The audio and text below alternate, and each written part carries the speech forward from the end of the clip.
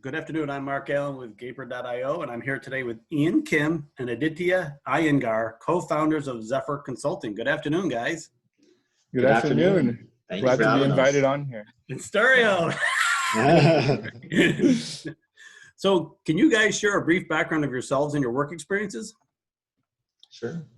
You want I'll go first. So my name's Aditya Iyengar. I'm going to be a senior at NYU. Most of my work experience so far has been around the sales and marketing side, really focused on AI businesses. So, when I was first a freshman, I worked extensively with the Google AI extension out in New Jersey, and they were working on implementing AI software into car dealerships to better implement service.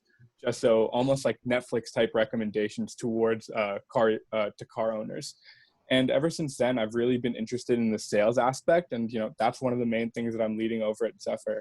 And Xephyr right now, we're a small group of students run around from students all over the East Coast. And we're really focused on helping small businesses really transition into digital marketing, online consulting, and really help them do a whole slew and bunch of things. We also have a few technological things that we'll talk about later, but yeah, that's pretty much it. Ian? Yeah, so I'm a rising senior at NYU. I study the same major as Aditya. We both study business and technology management. I am currently specializing in supply chain and econ, and right now I'm the VP of marketing at Xephyr Consulting, and I've been enjoying every step of the way.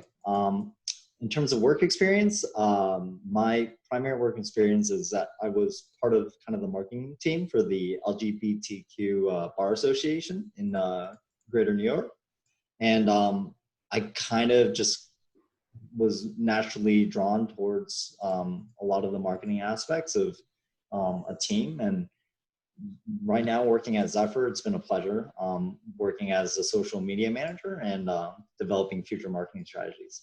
Cool. And an interesting note, which I didn't mention to you guys, my daughter's an NYU graduate. She got her MS in computer science from Polytech. Oh, wow. Oh, yeah. Look at that. And then the Polytechnic school got changed to the Tandon School of Engineering, and that's where me and Ian study. Yeah. Because I went to her graduation at the Barclay Center. Oh, yeah. Yeah. 2 years back, the Barclay Center just opened, and then she went on to get her a master's in theoretical computer science at Carnegie Mellon. That's amazing. Yeah. Good for her. And then the NYU, the Polytechnic School, keeps getting better and better every single year. It's a very good choice for a school. Yeah, believe it or not, she started at UCLA and switched to NYU. Oh, wow. That's a big change. That is, That's awesome. I think it was because it was farther away from me, but, but she never would admit that. So what has been your experience with remote employment, you guys? So I work for another company right now, and I'll kind of go through that real quick. It's like an asset management firm out based like on 23rd Street in New York. And, that's been interesting. But one of the main challenges I've seen with remote work is properly giving out tasks and making sure that the deliverables are met.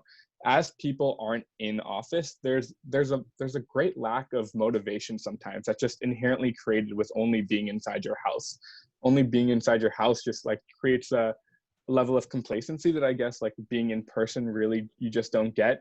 Whenever you do work in person, it's so easy for your boss to just remind you of certain things that you have coming up, or for the whole team to just work on certain projects together. And I think that's been one of the main challenges that we've had with Xephyr right now, and transitioning to that has just been, as we have more and more employees go on, like, how do we make sure that everyone's doing all their work on time? How do we make sure that all the deliverables are being met? Because, it's hard to just keep texting people over and over to remind them and things like that. But, it's been a really interesting challenge because, as we're discovering this ourselves, we're also going to implement a lot of these strategies to our clients and stuff like that. So hopefully making it an easier process for them. But I think that's really the main challenge. It's just making sure that everything is continuing to be done.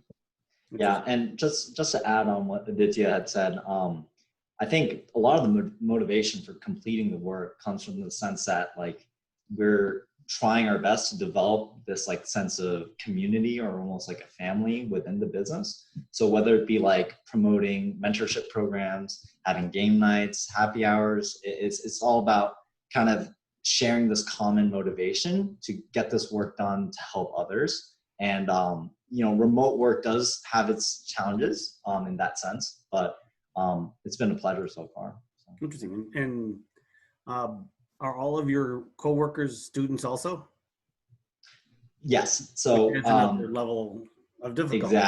Exactly. So, a lot of us, some of us have part-time work.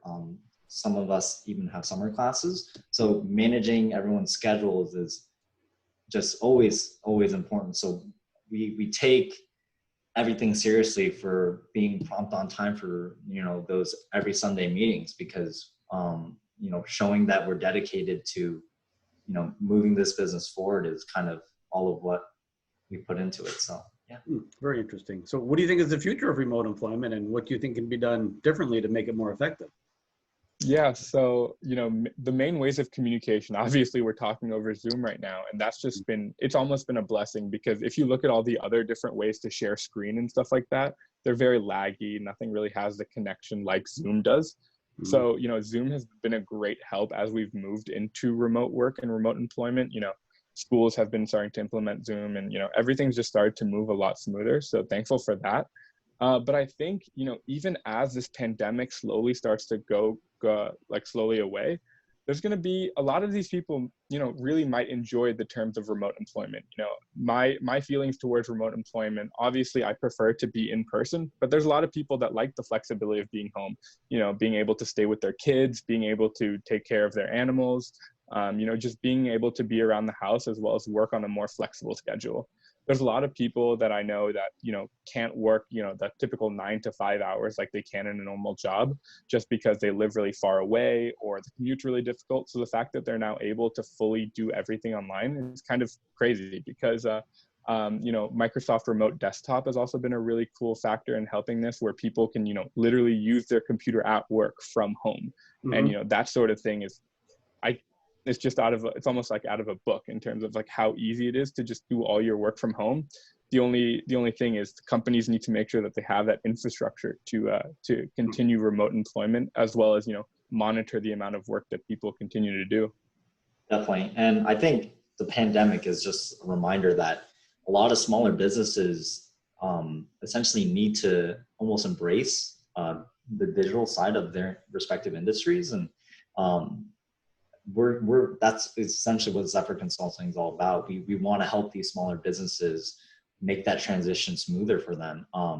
And I think everyone during this time has been completely reminded of the importance of remote work. And yeah. Mm-hmm. Yeah, and that leads us right into my next question: is what is Xephyr Consulting all about? What do you do? Who's your ideal customer? All those things.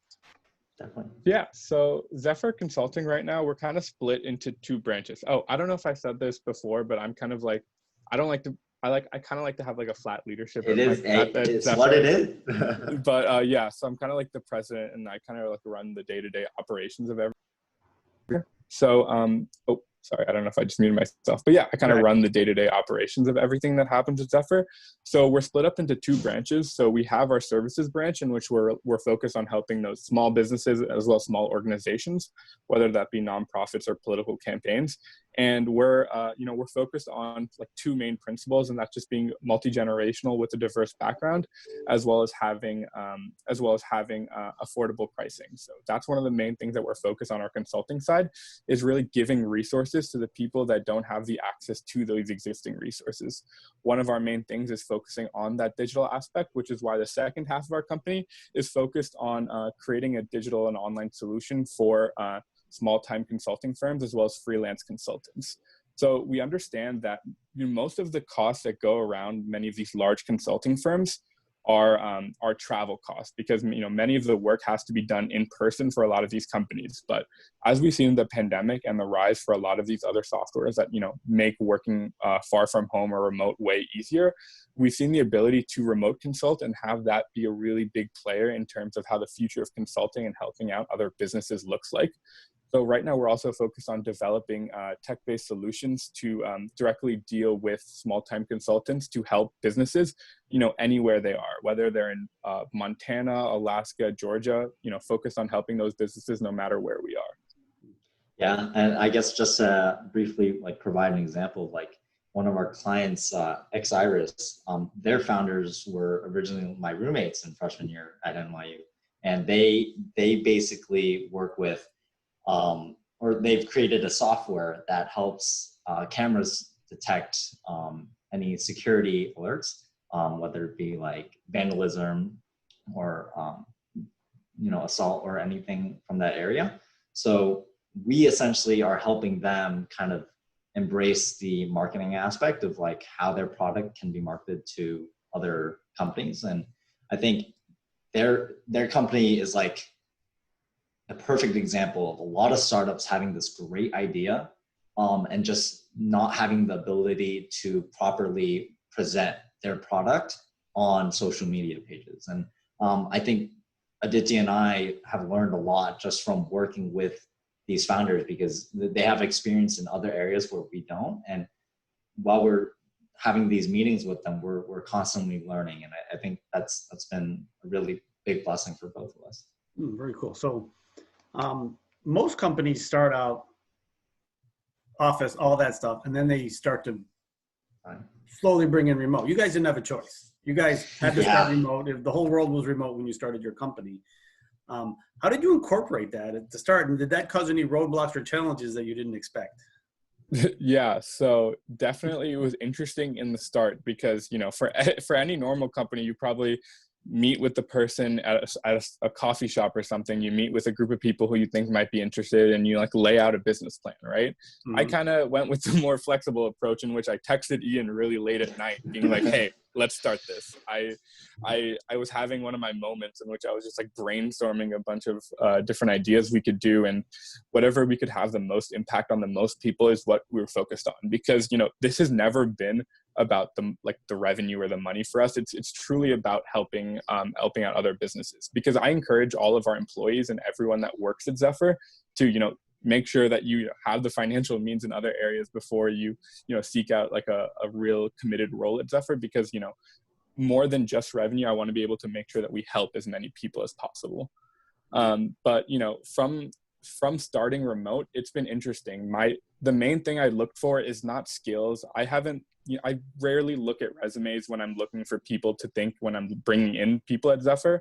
I'm really looking at passion. I want to see how many, regardless of what you can do, every single one of us at this company is going to be learning. Because we're a startup, because we're newly founded, as well as students, this is a learning experience for all of us, but also a chance for us to properly help people.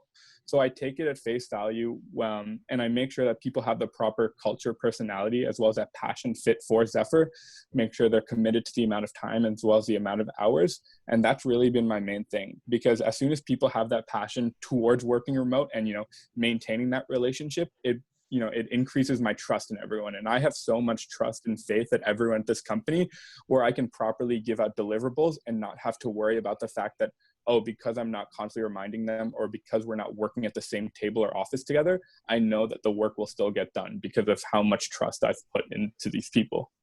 And I think, to Aditya's credit, when he first messaged me, I think it was just straight up, do you want to start a company? And I knew, because just from my experience of being Aditya's friend for the past year and a half and 2 years, I just know that his work ethic is there. And I know that it's going to almost I don't know how to properly explain it, but it clearly impacts the other people working at the company. So the expectation is just higher. And despite the fact that the work is remote, the impact is still there, in which you can make on other companies. It doesn't have to be like a physical business meeting one-on-one style, where yes, you can get a lot more, communication clearer and done through. But I think despite the fact all of our work so far has been remote, we're clearly seeing results. And I largely credit that to, where it all began, Aditya's work ethic, and then everyone else's just motivation to follow. Well, that brings up the question too. Eventually, this pandemic will end. Do you foresee having an office, or are you going to stay remote? So based on everything we've done so far, most of our employees, we have 14 at the moment, which is fairly big for a company that's only been around for 2 months. 2 months? Yeah. That's fairly large. But it's all just been because we all want to grow this thing together, as well as make sure that we all have the proper financial means and other jobs, as well as focusing on Xephyr. But at the end of this, I've already made sure that, when we go back to school, a lot of us are at NYU, UPenn, or other surrounding schools around the area. So I think, most of our team is situated from DC to New York. So whenever we do have to have these meetings, like really big meetings, probably once a month, we're planning on just like renting an office space in NYU in just one of the campus rooms. And that should be pretty easy to facilitate. But I think that the idea of staying remote for our business is going to have to be a thing because, we want to help other companies do remote work. So how could we not also do a lot of remote work ourselves? Yeah, we have people in California as well too. So, it only lends to the fact that we kind of always are going to have to do remote, but I think it's crucial to have those in-person meetings at least once a week, once a month. Yeah, it makes sense. Very good. So there's companies like Xephyr that help develop, build, and scale products, especially for startup. You're not there yet. You're not ready to hire full-time staff. I mean, I'm assuming you've got people that are giving you part-time work when they can, right? Yeah, we have probably people at their max putting probably 20, 25 hours of work a week. Yeah. But eventually you're going to get to the point if you already got, you're going at 7 people a month, that's pretty good, right? And 12 months, you'll have 84 employees. That's a lot, right? I mean, how important do you think situations like that where you hire, you say, all right, we need a team of 7 developers to do this project. How important do you think that will be going forward? Or do you think you'll continue to grow by adding part-time workers as time goes on? So, I mean, companies like Xephyr are kind of crucial to companies that are still, at the growing pains and trying to scale up their company. And right now, especially with all the remote work, I mean, you need other third-party companies helping you to hire the best kind of people for the job because, like Aditya said, they're looking for people with passion and work ethic. And I'm assuming that, Xephyr goes through a lot of software engineers who kind of fill out those, requirements. And I can't express how important these third-party companies are. They're all helping each other along the way. So, I think it's just extremely crucial. I mean, to give an example, we do hackathons, and out of a hackathon, we had a hackathon with 2,000 developers in it, and we took the top 20 from that. Yeah, right. And that's a great way to recruit. I like that. Yeah, and the opportunities for those people that do the hackathons, the opportunities to network with other companies and other software engineers is just amazing. Yeah. So yeah, no, it's definitely been interesting because we obviously have like a tech side and like developers working on it, but now we're at the challenge of how many people do we actually want working on the project, because then we're obviously going to start running into the issue of like, okay, now we have too many people for the amount of work that we actually have to do. So it's a matter of properly balancing everyone and balancing all the work that needs to be done. And I think that's something that we're constantly learning about every single day. And hopefully I hope the employee scaling goes down because I definitely appreciate all the employees that we've had so far, but there does come challenges when there's 15 people in a meeting all trying to talk at once and express their own ideas. Well, and I think the other issue is that if they're only working 20 to 25 hours a week, I don't want to say only because you're doing other things. You're staying, but to have a dedicated person that says I'm going to devote 40 hours at least to this company every week. That's a different mindset than definitely. I'll give you 20, 25 hours a week, but not during finals week because I just planned. Yeah, that's what we're running into. We ran into that. Absolutely running into that. Yeah, definitely. And I'm actually doing some consulting for a company now that we run into that. They're all students, that are doing the development. And just recently it was like, they're not going to be on the calls this week. I will say I'm grateful to the fact that a good amount of us, I'd say half of us, are either already graduated or right about to graduate. Right. So I'll say that like at the point where I think this company is going to be, where we're going to need, like 10 people fully committed 40 to 45 hours working a week, I think that's going to be the perfect opportunity where we have everyone starting to graduate. And that's just the perfect segue into our careers. Yeah, so that makes it, see, you're already haven't graduated, you've already got your career. So, I'm looking to it. well, guys, this has been really fascinating. I wish you all the best of luck. Hopefully you'll get to hang out together again soon.